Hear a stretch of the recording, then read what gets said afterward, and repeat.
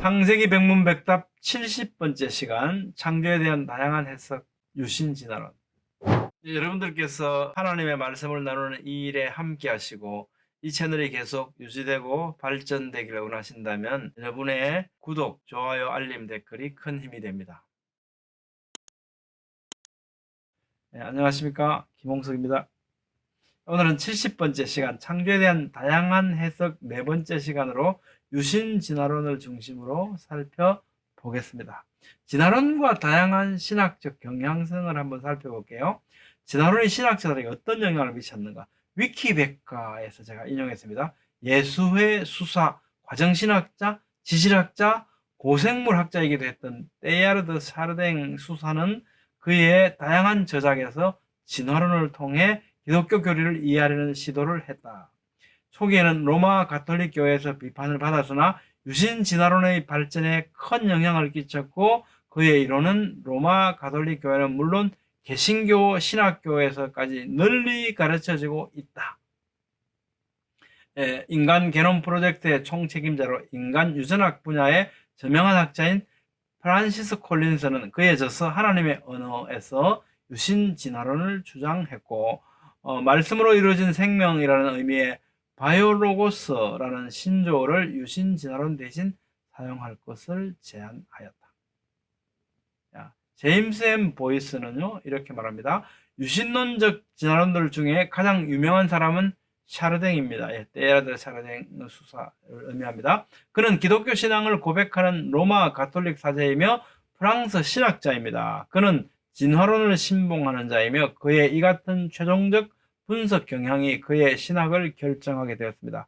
샤르댕은 진화론을 이의 없이 확신하며 지상 최대 규모의 진화가 발생했다고 주장합니다. 그렇기 때문에 그의 주장에 의하면 진화론과 성경 말씀이 서로 상이한 곳에서는 성경이 진화론에 양보해야 한다는 입장을 취합니다. 그는 기록합니다. 생물이 변화하고 진화한다는 사실은 의문의 여지가 없다. 이 문제는 영원히 해결되었다고도 말할 수 있다. 생물은 생물에서만 발생한다는 속생설에 근거한 진화론에 대한 확신을 보존하기 위해서는 생명의 나무라도 재고해야 하며 전반적인 세상의 구조를 재검토해야 한다. 인간의 양심에 비추어 조금도 그리낄 것이 없는 진리인 진화론을 이해하지 못하고 여전히 마음의 문을 닫아버린 사람들을 보면 몹시 마음이 상하게 된다. 누가 말합니까? 지금 테일하드 샤르댕이 이렇게 말하고 있습니다. 진화론은 지구상에 존재하는 모든 학설들과 가설들과 체제들이 머리 숙여 경배해야 하는 일반적인 조건이며 만족스러운 진리이다. 진화론은 빛이다. 모든 사실을 밝게 조명해주는 빛이요 진리이다. 진화론은 이렇게 샤르댕은 말하고 있습니다. 자, 그럼 위키백과에서 유신진화론에 대해서 이렇게 말해요. 유신진화론은 하나님이 창조시의 자연계의 생명체에게 진화를 할 수 있는 능력을 부여하여 지금의 다양한 생명체들이 생겨났다고 보는 기독교 창조론의 하나이다. 다른 기독교 창조론과는 달리 유신진화론은 다윈으로부터 제시된 진화론을 과학이론으로 존중하여 현생 인류도 유인원과 인간의 공통조상으로부터 진화되었다고 본다. 진화론을 성서에 어긋나는 반기독교 사상으로 이해하는 근본주의 기독교인들에게는 부정되고 있으나 복음주의 과학자들은 물론 신학자들에게도 폭넓게 인정받고 있는 창조이론이다. 그러니까 복음주의에서 뭐라고 그럽니까? 유신진화론을 받아들였다 이렇게 말하고 있죠. 창세기 1장은 태초에 6일간에 이루어진 하나님의 창조를 기록하고 있다. 이 6일간의 창조를 문자적으로 해석할 경우 현대과학의 많은 분야의 연구 결과와 충돌을 가질 수밖에 없다. 창조과학에서는 6일간의 문자적 창조를 취하고 과학을 부정하는 데 반하여 유신진화론은 과학의 연구 결과를 인정하고 이에 따라 창세기의 창조설화를 새롭게 해석한다. 대표적인 예로 골격 해석을 들 수 있다. 창세기 1장의 6일에 대해서는 유튜브 창세기 백문백답 제10강에 자세한 설명을 말씀드린 바 있죠. 꼭 참고해 주시기 바랍니다. 그리스나츠는 이에 대해서 뭐라고 말하느냐? 유신론적 진화론은 하나님은 모든 물질의 실체와 우주의 창조주이시며 다양한 생물과 동물들이 진화해 가도록 계획하셨다고 가정하고 있다. 그리스나처가 유신 진화론은 이런 것이다라고 설명하고 있는 부분입니다. 분명한 것은 유신론적 진화론자는 아담과 하와를 글자 그대로의 역사적인 피조된 개인들로 받아들이지 않는다는 겁니다. 왜 그러냐면 받아들일 수가 없죠. 진화론을 받아들이면요. 유신론적 진화론은 인간은 유인원으로부터 점점 발전되어서 마침내는 하나님에 대한 의식을 개발시켰다고 생각한다. 그리고 하나님에 대한 의식이 생기는 바로 그 순간의 원인이 된 것은 아담으로부터 되었다는 것이다. 유신진화론과 성경 한번 살펴볼게요.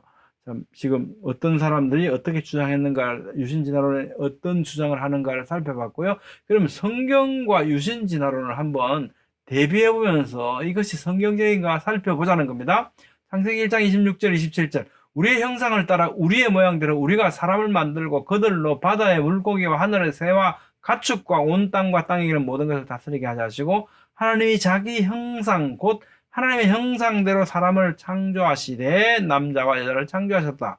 성경에 따르면요, 사람은 처음부터 어떻게 해요? 하나님의 형상대로 창조되었습니다. 예수님께서 사람을 창조하시는 창세기 기록을 문자적으로 기록된 그대로의 역사적 사건으로 가르쳐 주셨죠. 창세기 2장 24절 말씀, 마태복음 19장 5, 6절 말씀, 마가복음 10장 6절로 9절 말씀을 살펴보시기 바랍니다. 둘이 한 몸이 될지니라, 이 말씀을 창세기는 기록 그대로 인용하시면서 예수님께서 말씀하시죠. 자, 창세기 5장 1절로 3절 하나님이 사람을 창조하실 때 하나님의 모양대로 지으시되 남자와 여자를 창조하셨고, 그들이 창조되던 날에 하나님이 그들에게 복을 주시고 그들의 이름을 사람이라 일컬으셨다.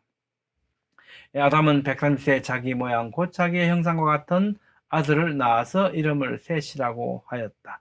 성경에 의하면 아담과 하와는 유인원을 거치지 않고요, 처음부터 하나님의 형상대로 창조된 것임이 분명합니다. 창세기 2장 7절 말씀, 여호와 하나님이 땅의 흙으로 사람을 지으시고, 또 2장 22절 말씀에 여호와 하나님이 아담에게서 취하신 그 갈빗대로 여자를 만드시고. 성경에 이런 기록이 없다면 우리는 진화론과 대비시켜서 말하기가 곤란할 수도 있을 뻔했죠. 근데 분명히 성경은 뭐라 그럽니까? 이 말씀을 다 기록해 주셨습니다. 유인원으로부터 아담이 온 것이 아니고 어떻게 하나님께서 흙으로 아담을 만드셨다. 하와는 아담의 갈비뼈로 만드셨다고 성경은 말씀합니다. 성경에 따르면 인류의 조상은 유인원이 아닙니다. 최초의 사람 아담은 흙으로부터, 하와는 아담의 갈비뼈로부터 만들어졌습니다. 하나님에 의했어요. 그래서 유신진화론은 창세기의 기록을 이 문자적인 의미, 역사로 볼 수 없게 되죠. 그렇기 때문에 각색된 설화, 꾸며진 이야기, 해석된 역사, 계시태로 보는 겁니다. 성경 해석이 완전히 달라지는 거죠. 진화론을 어떻게 받아들이냐에 따라서 성경은, 신학은 이렇게 달라진다는 겁니다. 창세기 2장 17절 선악을 알게 하는 나무의 열매를 먹지 말라. 내가 먹는 일은 반드시 죽을 거다. 로마서 5장 12절 신약 말씀에 와서요, 한 사람으로 말미암아 죄가 세상에 들어오고 죄로 말미암아 사망이 들어왔다. 이와 같이 모든 사람이 죄를 지었으므로 사망이 모든 사람에게 이르렀다. 성경에 따르면 죽음이라는 것은 아담의 선악과 사건의 결과로 처음 시작되죠. 신약 성경은 창세기 아담과 선악과 사건을 문자적인 기록된 그대로의 역사로 해석해야 함을 분명하게 가르쳐 줍니다. 로마서 5장 18절로 20절 말씀, 그런즉 한 범죄로 말미암아 많은 사람이 정죄에 이른 것 같이 한 의로운 행위로 말미암아 많은 사람이 의롭다 하심을 받아 생명에 이르렀다. 한 사람이 순종하지 아니하므로 많은 사람이 죄인 된 것 같이 한 사람이 순종하심으로 많은 사람이 의인이 되리라. 이는 우리 주 예수 그리스도로 말미암아 영생에 이르게 하려 함이라. 신약 성경은 그리스도 예수님의 대속의 효력의 원리가 어떻게 해요? 이 역사적인 사건에 근거한다. 이 선악과 사건에 근거한다고 말하고 있지 않습니까? 신약 성경은 창세기의 아담과 그 사건을 문자적으로 그대로의 역사, 히스토리로 해석해야 함을 분명히 말씀하고 있습니다.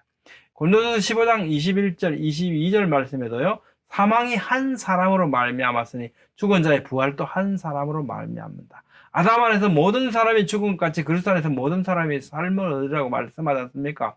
한 사람 예수 그리스도의 십자가의 대속의 죽으심이 이를 믿는 모든 사람들에게 어떻게 구원의 효력으로 발생할 수 있는가? 그 이유는 바로 한 사람 아담의 선악과 사건으로 인해서 모든 사람에게 죽음이 왔기 때문이라는 거죠. 신약성경 분명히 창세기의 기록을 문자적으로 기록된 그대로의 역사적 사건으로 해석해야 한다고 말씀하고 있는 겁니다. 근데 유신진화론처럼 그렇게 설화로 이렇게 해석해서는 안 된다는 거죠. 예.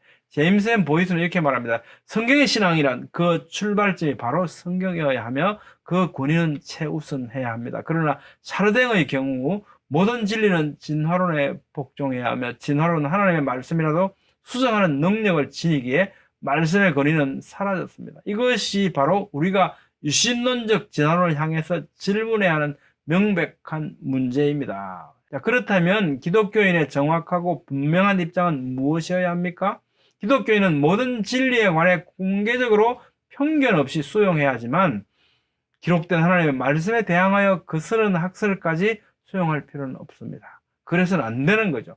실제로 기독교인의 임무는 그 반대라고 할 수 있습니다. 모든 사상으로 하여금 진리인 기록된 하나님의 말씀 앞에 순종하도록 인도해야 합니다. 여러분의 생각은 어떻습니까? 오늘은 유신진화론의 주장에 대하여 성경이 이를 수용할 수 있는지 살펴봤습니다. 저는 아무리 생각해도요, 유신진화론의 주장은 성경적이지 않습니다. 다음 시간에는 화석생물들의 증거를 직접적으로 살펴보겠습니다. 감사합니다.